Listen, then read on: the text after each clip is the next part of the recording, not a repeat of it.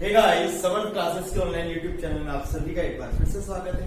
Give shape to your dreams. आपको समर्थ बनाने के लिए प्रतिबद्ध समर्थ क्लासेस आपके लिए हर तरीके से कोशिश कर रहा है कि आपको बेहतर शिक्षा प्रोवाइड की जाए। तो इसी संदर्भ में आज अखिल सर ने आपको पढ़ाई थी केमिस्ट्री।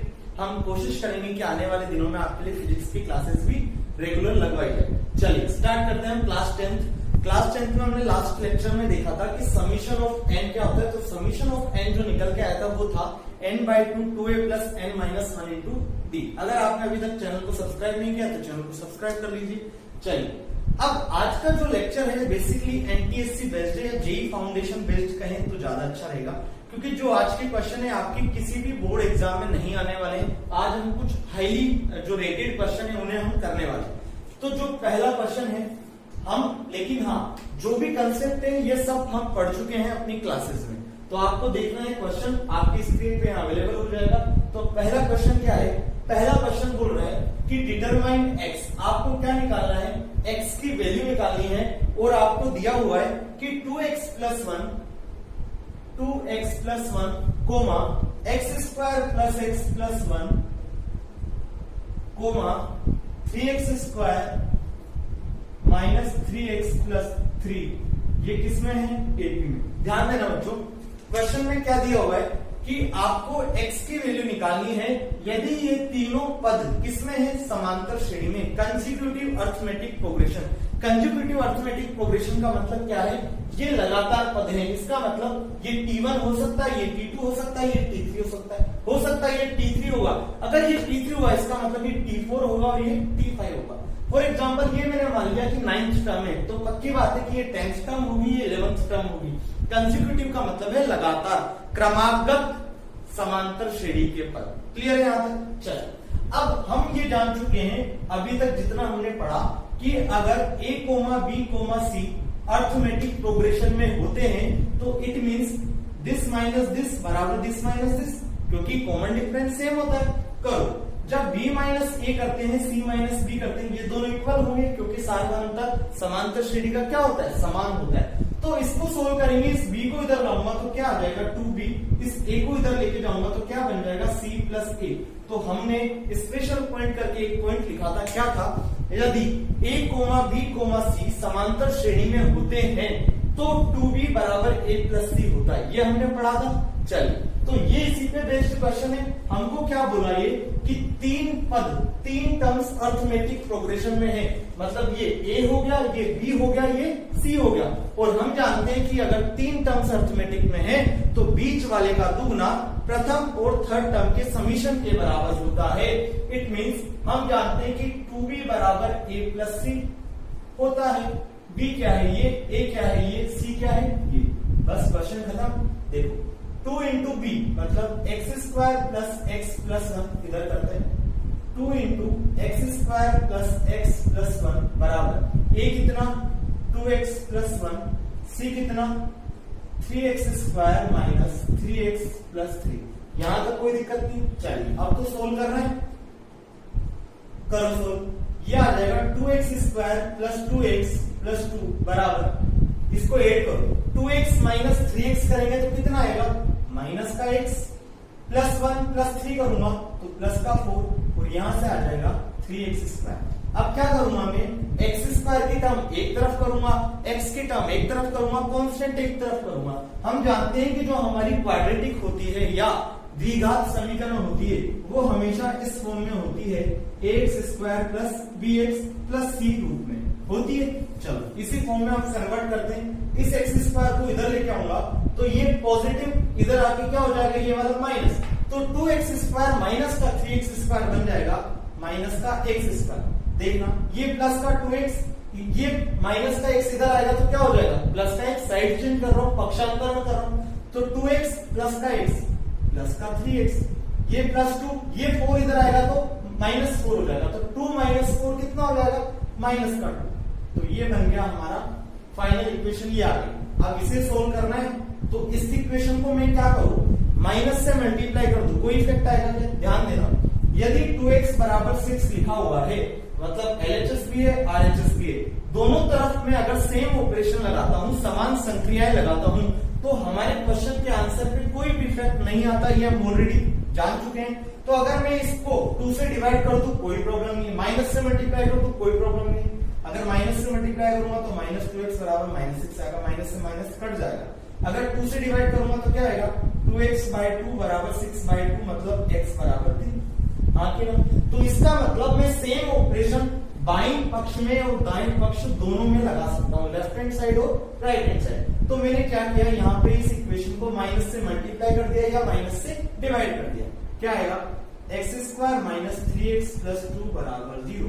ये बेसिकली हमारी फाइनल इक्वेशन बन गई। अब इसे सोल्व करने के तरीके हमें 2 पता है, वो आप आने वाले लेक्चर्स में और पढ़ लेंगे। फिर भी आपने 9th क्लास में ऑलरेडी पढ़ा होगा कि क्वाड्रेटिक या द्विघात को सोल्व करने के तरीके 2 तरीके होते हैं, फैक्टराइजेशन मेथड गुणनखंड विधि या क्वाड्रेटिक फॉर्मूला, जिसे हिंदी मीडियम वाले पढ़ते हैं श्रीधराचार्य विधि नाम से। इसका फॉर्मूला आपने पढ़ा होगा, -b ± √b² - 4ac whole divided by 2a। लेकिन हम इस मेथड पे नहीं जाएंगे, हम सिंपल कोशिश करेंगे इसे फैक्टराइजेशन मेथड से करने की। देखना कैसे करेंगे। फैक्टराइजेशन मेथड क्या बोलता है कि इस मिडल टर्म को ऐसे 2 भागों में विभाजित करो, ऐसे 2 टर्म में स्प्लिट करो कि उन दोनों का समीशन मिडल टर्म आ जाए और उन दोनों का प्रोडक्ट फर्स्ट और थर्ड जो कोफिशिएंट है उनका मल्टीपल आ जाए। ध्यान दो, इस -3x को अगर मैं ऐसे लिख दूं, x² - 2x - x, -3x को क्या किया मैंने, -2x - x लिख दिया, प्लस का 2 बराबर 0। ध्यान दो, -3x को मैंने -2x - x लिखा, क्या मेरे क्वेश्चन पे कोई इफेक्ट पड़ा? मेरा जो आंसर आएगा उस पर इफेक्ट पड़ा क्या? इसको सोल्व करो, यही तो आएगा। लेकिन मैंने क्वेश्चन अपने अकॉर्डिंग ऐसे सेट कर लिया कि मैं x की वैल्यू इजीली फाइंड आउट कर सकता हूँ, निकाल सकता हूँ। अब तो कुछ नहीं, बच्चा कर देगा क्या, x कॉमन ले लो, यहां बचेगा x - 2, यहां से अगर -1 कॉमन लेता हूं तो बनेगा x - 2 बराबर 0। क्या हो जाएगा, x - 2 x - 1 बराबर 0। ध्यान देना, 2 चीज का प्रोडक्ट कब 0 पॉसिबल होता है, या तो पहली संख्या 0 हो या दूसरी संख्या 0। अरे हाँ कि ना? देखो, 0 × 5 करूं तो भी क्या आएगा 0, 5 × 0 करूं तो भी क्या आएगा 0, और 0 × 0 करूं तो भी क्या आएगा 0। इट मींस या तो फर्स्ट टर्म को 0 होना पड़ेगा या सेकंड टर्म को 0 होना पड़ेगा। इट मींस दोनों की दोनों टर्म को हमें 0 मान के सोल्व करना पड़ेगा। हाँ कि ना? तो देखो, जब x - 2 को इक्वेट करूंगा 0 से तो यहां से वैल्यू आएगी x बराबर 2। जब यहां से सोल्व करूंगा तो यहां से वैल्यू आएगी x बराबर 1। तो बेसिकली हमसे पूछा था इस क्वेश्चन में कि find the value of x का मान ज्ञात करो यदि ये तीनों क्रमागत पद किसमें है, समांतर श्रेणी में। अब मैं जानता था कि अगर a b c समांतर श्रेणी में होते हैं तो 2b बराबर 8 + c होता है। मैंने सोल्व किया, आंसर आया x बराबर 2 और x बराबर 1। तो इसके दोनों आंसर सही हैं, x बराबर 2 और x बराबर 1। आई थिंक आप सभी को एक क्वेश्चन क्लियर हो गया होगा। अगर आपको कभी भी डाउट आते तो आप हमारे व्हाट्सएप नंबर पे जाके मैसेज कर सकते हैं, ठीक है, या आप कॉल भी कर सकते हैं। चलिए आगे बढ़ते हैं। ज्यादा बेटर है कमेंट कर दीजिए, और अगर आपने अभी तक चैनल को सब्सक्राइब नहीं किया है तो चैनल को सब्सक्राइब कर लीजिए, अपने रिलेटिव फ्रेंड वीडियोस को शेयर करिए। चलिए सेकंड क्वेश्चन क्या बोलता है, सेकंड क्वेश्चन बोलता है यदि किसी समकोण त्रिभुज की भुजाएं, अब भुजा की बात आ गई तो कितनी भुजाएं होगी समांतर श्रेणी में, या किसी भी त्रिभुज में कितनी भुजाएं होती है, 3 भुजाएं, 3 साइड्स होती है। तो यदि किसी समकोण त्रिभुज की सभी भुजाएं समांतर श्रेणी में है तो उनकी भुजाओं का अनुपात पूछा। इंग्लिश मीडियम वाले, if all the sides of a right angle triangle are in AP then find the ratio of sides, यही पूछा। ध्यान दो, सेकंड क्वेश्चन हम सोल्व कर रहे हैं। सेकंड क्वेश्चन में क्या था, हमें सबको ये पता है कि अगर जो भी राइट एंगल ट्राइंगल होता है, समकोण त्रिभुज जो होता है, उसमें जो कर्ण होता है मतलब हाइपोटेनस जो होता है वो सबसे बड़ी साइड होती है। ये बात तो सबको पता है। चलिए, जब भी मैंने आपको बताया था, हमने एक चीज पढ़ी थी 2-3 लेक्चर पहले, selection of terms in AP। मैंने आपको बताया था जब भी हमें अर्थमेटिक में टर्म्स माननी होगी तो हम क्या मानेंगे, 3 टर्म्स जब भी माननी होगी, a - d, a + d। कब, जब इनका योग दिया होगा। हाँ कि ना? तो ध्यान दो, मैंने क्या किया, ये जो हाइपोटेनस है, ये जो कर्ण है, ये सबसे बड़ा होगा। तो ध्यान दो, a माइनस डी है और एक a है और एक a प्लस डी। तो इनमें सबसे बड़ी क्वांटिटी क्या है? a plus D. तो मान लिया मैंने कि जो कर्ण है वो क्या है? हाइपोटेनस है, उसकी साइड की लेंथ कितनी है? a plus D. इसको मान लिया, मान लो a माइनस डी, और इसको मान लिया मैंने। यहां तक कोई दिक्कत नहीं। मैंने क्या किया, सपोज अज्यूम कर लिया मैंने कि जो समकोण त्रिभुज है उसकी तीनों भुजाएं कौन कौन सी है? a minus D, a plus D. Where कर्ण, जहां कर्ण की लंबाई कितनी है? a plus D. हाइपोटेनस की लेंथ कितनी है? a plus D. अब ध्यान दो, हमें बोला है कि तीनों भुजाएं समांतर श्रेणी में। मैंने तीनों भुजाएं समांतर श्रेणी में मानी। चलो देखते हैं। अब समकोण त्रिभुज में हम जानते हैं पाइथागोरस थ्योरम, पाइथागोरस प्रमेय क्या बोलती है? कर्ण का स्क्वायर बराबर आधार स्क्वायर प्लस लंब का स्क्वायर, हाइपोटेनस का स्क्वायर बराबर बेस का स्क्वायर प्लस परपेंडिकुलर का स्क्वायर। ये होता है, ध्यान दो, हाइपोटेनस क्या है? a plus D.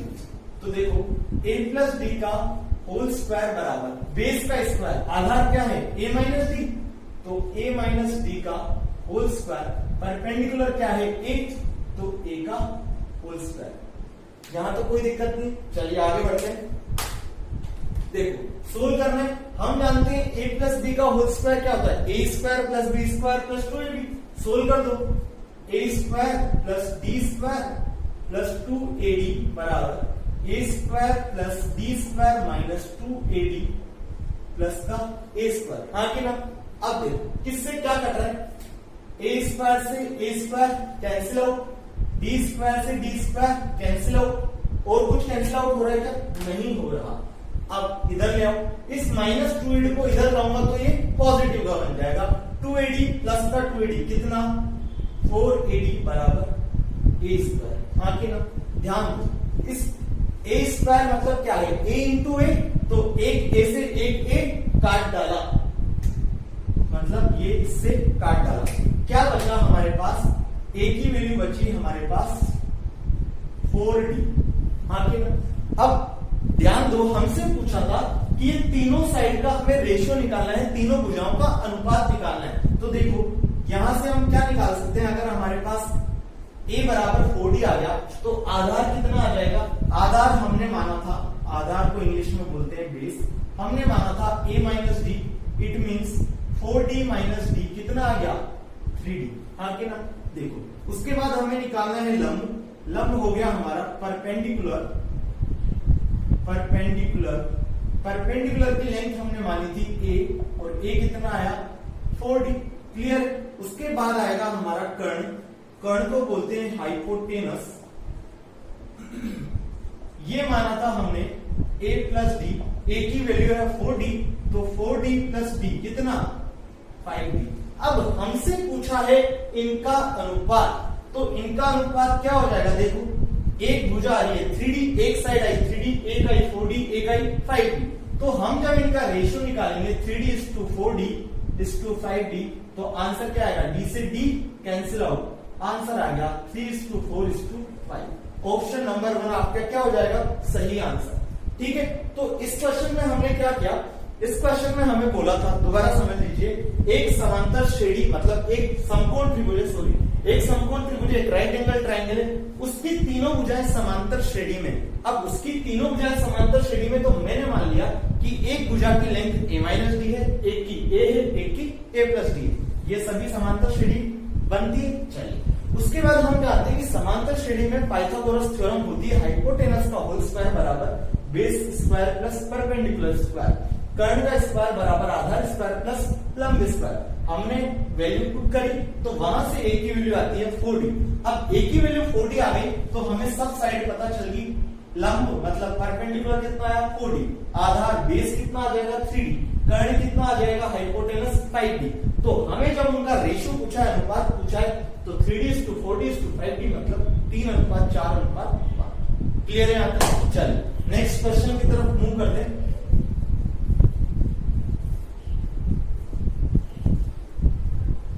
आज थोड़े हम क्वेश्चन अच्छे वाले ले रहे हैं, आपके बोर्ड एग्जाम में ऐसे क्वेश्चन नहीं आने वाले। बोर्ड एग्जाम के क्वेश्चन भी हम लेंगे आने वाले लेक्चर्स में। लेकिन बच्चे व्हाट्सअप करके बोले कि सर थोड़े अच्छे क्वेश्चन लो, तो हम एक बार एनटीएससी लेवल के क्वेश्चन ले रहे। चलिए नेक्स्ट क्वेश्चन क्या है। नेक्स्ट क्वेश्चन है हमारा the total 2 digit numbers which are divisible by 5।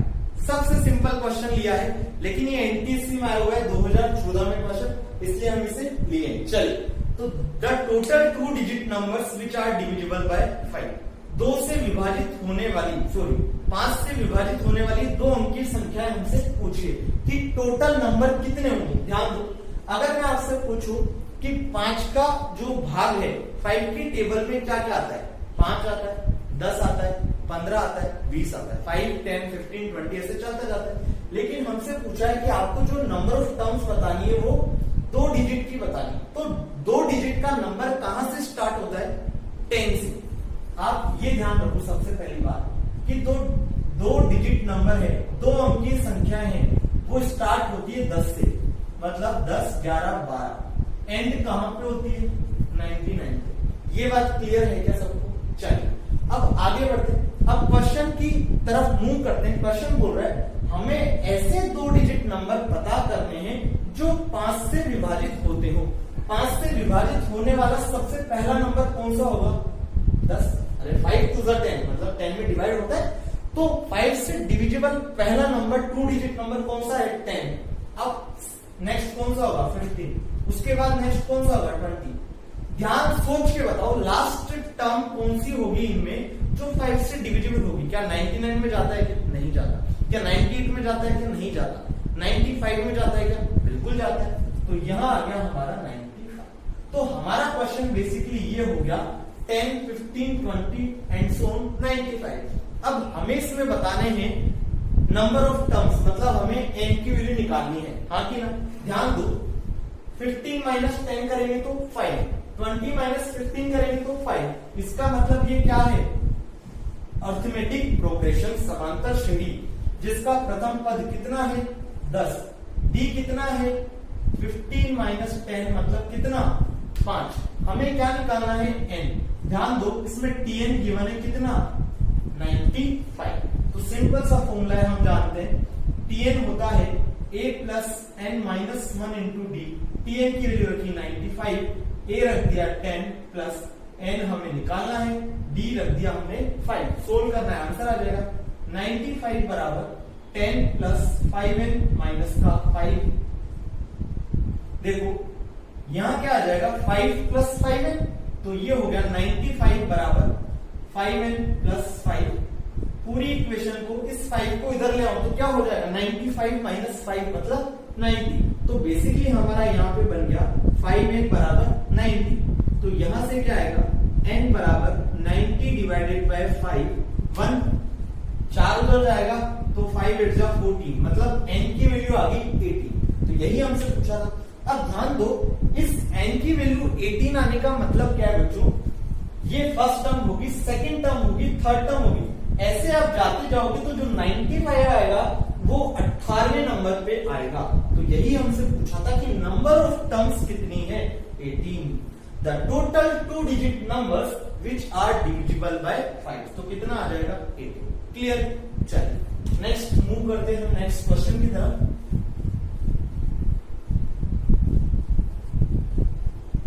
Next question क्या बोल रहा है हमसे, नेक्स्ट क्वेश्चन बोल रहा है, ध्यान से समझना बच्चों, बहुत शानदार क्वेश्चन है।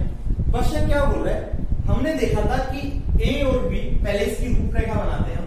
क्वेश्चन यहाँ पे हमने देखा था कि अगर कोई समांतर श्रेणी है, मान लीजिए ये क्या है, अर्थमेटिक प्रोग्रेशन, तो फर्स्ट टर्म और लास्ट टर्म को छोड़ के उनके बीच में जो भी टर्म्स आ रही है वो सब क्या हो जाती है, समांतर माध्य, अर्थमेटिक मीन। तो ये वाला क्या हो जाएगा, फर्स्ट अर्थमेटिक मीन, प्रथम समांतर माध्य। ये हो जाएगा द्वितीय समांतर माध्य, second arithmetic mean. Similar way में थर्ड अर्थमेटिक मीन मतलब तृतीय समांतर माध्य। ये चीज क्लियर है। चलिए, तो इस क्वेश्चन में कुछ नहीं है, क्वेश्चन दिया हुआ है हमें कि ए और बी के मध्य समांतर माध्य। अब ए और बी के समांतर माध्य, ए और बी के मध्य समांतर माध्य, it means A first term होगी, बी लास्ट टर्म होगी। ये चीज क्लियर है क्या। और इसके बीच में जो समांतर माध्य आएगा उसे मैंने नाम दे दिया A1। क्लियर? अब उसने गिवन दे रखा है A1, कितना दे रखा है क्वेश्चन में, a की power n plus 1 plus b की power n plus 1 divided by a की पावर n प्लस b की पावर n। ये क्या है, हमें गिवन दिया हुआ है, हमसे n की वैल्यू पूछा है। ध्यान देना बच्चों, हम जानते हैं, क्या जानते हैं, हमने ये पढ़ा था a और b के मध्य एक समांतर माध्य है, मान लो A1, तो A1 की वैल्यू क्या होती है, a प्लस बी बाय 2। अरे यार, अगर 3 नंबर समांतर माध्य में होते हैं तो जो बीच वाले का दुगना इन दोनों का होता है, तो इसको ऐसे लिखूंगा 2c बराबर a प्लस बी, तो c बराबर क्या आएगा, a प्लस बी बाई 2, और c क्या है, अर्थमेटिक मीन तो है, तो a1 b मान लिया, तो a1 क्या हो गया, अर्थमेटिक मीन समांतर माध्य, तो इसकी वैल्यू क्या आएगी, दिस प्लस दिस बाय 2। हाँ कि ना, क्लियर? चलो, अब हम जानते हैं कि a और b के मध्य समांतर माध्य जो होता है वो होता है a प्लस बी बाय 2, लेकिन क्वेश्चन वाला अपनी जिद बढ़ा रहा है कि भाई ये होता है, हाँ कि ना। तो ध्यान दो, ऑप्शन में उसने क्या दिया है, ऑप्शन दिए हैं उसने n बराबर 0, n बराबर -1/2, n बराबर -1 और n बराबर 1, यही तो उसने ऑप्शन दिए।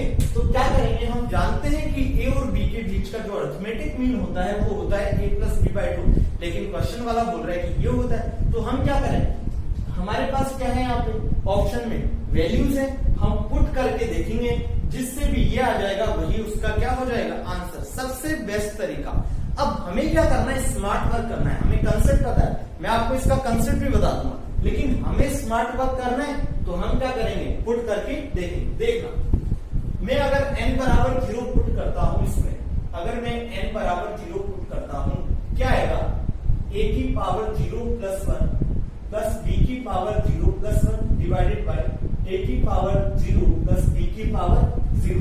इट मीन्स a की पावर 1 प्लस b की पावर 1, किसी की भी पावर 0 हमेशा कितनी होती है, 1, तो 1 प्लस 1 क्या आ गया, a plus b divided by 2।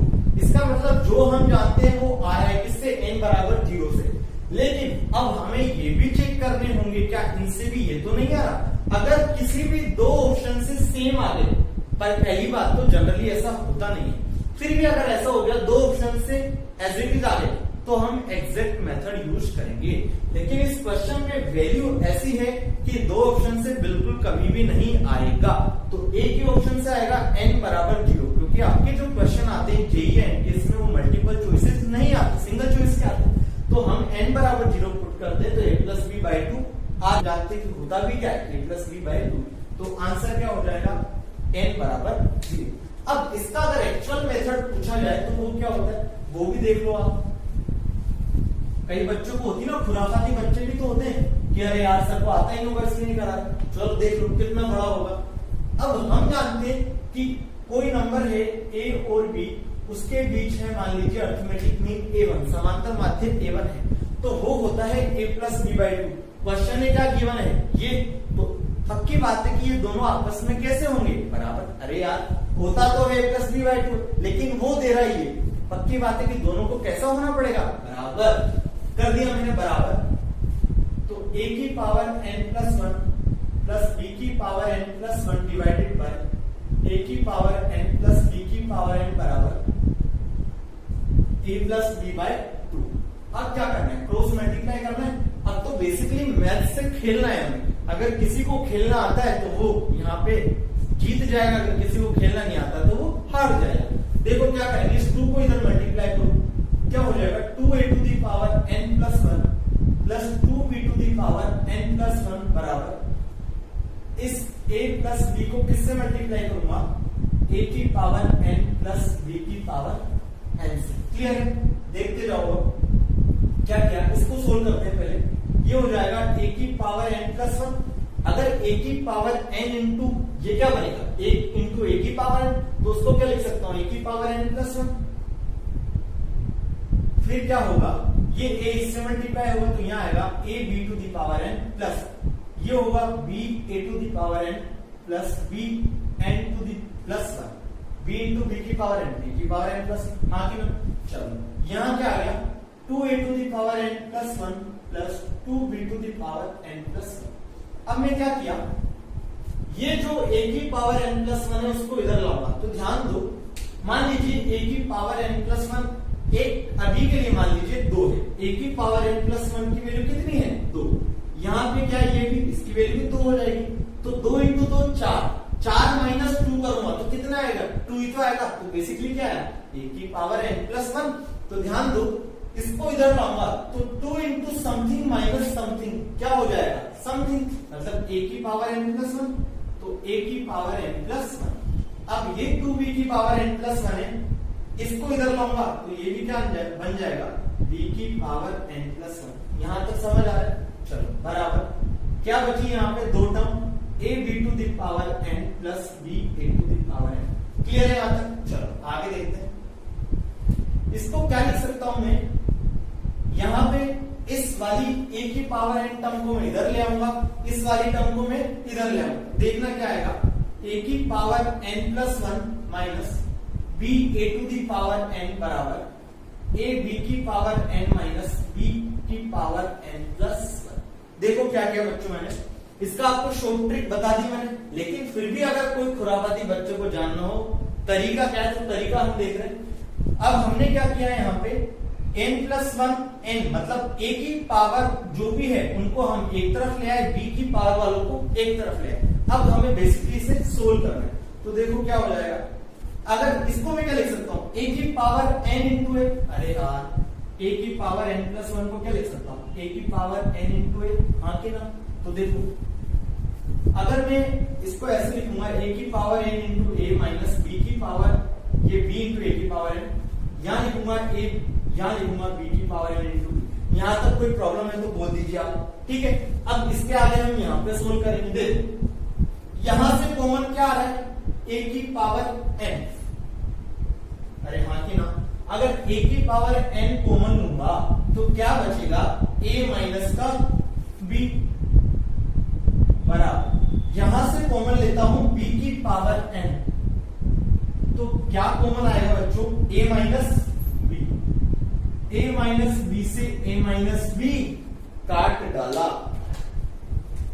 काट डाला, ठीक है। तो काट दिया हमने, a माइनस b से a माइनस b काट दिया, बचा क्या, a की पावर n बराबर b की पावर n। अब ध्यान दो, ऑप्शन क्या थे हमारे, n बराबर 0, n बराबर माइनस का 1/2, n बराबर 1, n बराबर माइनस का 1। तो ध्यान दो, जब भी इनको क्या बोलते हैं, आधार को, मतलब यहाँ पे जो a है, अगर मैं लिखूं x की पावर y, तो इसको बोलता हूं मैं आधार या बेस, इसको बोलता हूं मैं पावर या घात। तो ध्यान देना, दोबारा सुनना, 9th क्लास में आप पढ़ चुके हैं, जब भी घातें समान होती है, मतलब जब भी घात समान हो और आधार अलग अलग हो, या जब भी पावर सेम हो और बेस अलग अलग हो, तो वो एक ही कंडीशन में हो सकता है, जब जो n है उसको क्या होना पड़ेगा, 0, क्योंकि 0 हो जाएगा जब पावर, तो कुछ भी बेस हो, बेस की पावर 0 मतलब समथिंग की पावर 0 इज ऑलवेज क्या होती है 1, 2 की पावर 0 कितना 1, माइनस x की पावर 0 कितना 1, तो किसी की भी पावर क्या हो जाती है 0 1। तो ये एक ही कंडीशन में बराबर हो सकते हैं, जब मैं n की वैल्यू क्या रख दूं 0। तो यहां से हमारा क्वेश्चन हो गया n बराबर 0। अब आप सोचिए, हम अगर कोई एनटीएससी का एग्जाम दे रहा है या जेई का एग्जाम दे रहा है, तो इतना बड़ा मेथड यूज करेगा कि नहीं करेगा। इसलिए मैंने आपको जो ट्रिक बताई थी आधी मिनट की, उस ट्रिक को हम अप्लाई करेंगे। क्या ट्रिक थी वो, हम जानते हैं कि a और b के बीच का arithmetic mean a plus b/2 होता है, जबकि क्वेश्चन बोल रहा है कि ये होता है और ऑप्शन दिए ही है। तो हमने n बराबर 0 पुट किया, अगर यहां से a प्लस b/2 मिल गया तो हमारा n बराबर 0 सही है। अगर n बराबर माइनस 1/2 रखता, इससे आ जाता तो n बराबर माइनस 1/2 आंसर हो जाता, लेकिन हमारा आंसर जो आएगा वो n बराबर 0 से आएगा। क्लियर है यहाँ तक। तो आई थिंक ये आपको पूरा वीडियो समझ आया होगा। अगर आपको फिर भी कोई डाउट आता है तो आप हमारे व्हाट्सएप नंबर पे व्हाट्सएप कर सकते हैं, कॉल कर सकते हैं, ठीक है। और आप कमेंट करके हमें बता सकते हैं कि आपको हमारे जो वीडियो जो है वो कैसे लग रहे हैं, समर्थ क्लासेस का प्रयास कैसा लग रहा है, अखिल सर का प्रयास कैसा लगा। बाकी हम कोशिश करेंगे कि आपको बाकी सब्जेक्ट की शिक्षा भी फटाफट से दी जाए, जिससे आपको लॉकडाउन जो चल रहा है, आपके स्कूल नहीं चल रहे हैं, तो उनमें आपको कोई डिफिकल्टीज नहीं हो, ठीक है। चलिए आज इतना ही रखते हैं, नेक्स्ट क्लास में मिलेंगे। पढ़ते रहिए, अपना ख्याल रखिए, अपने घर वालों का ख्याल रखिए, और घर से बाहर प्लीज मत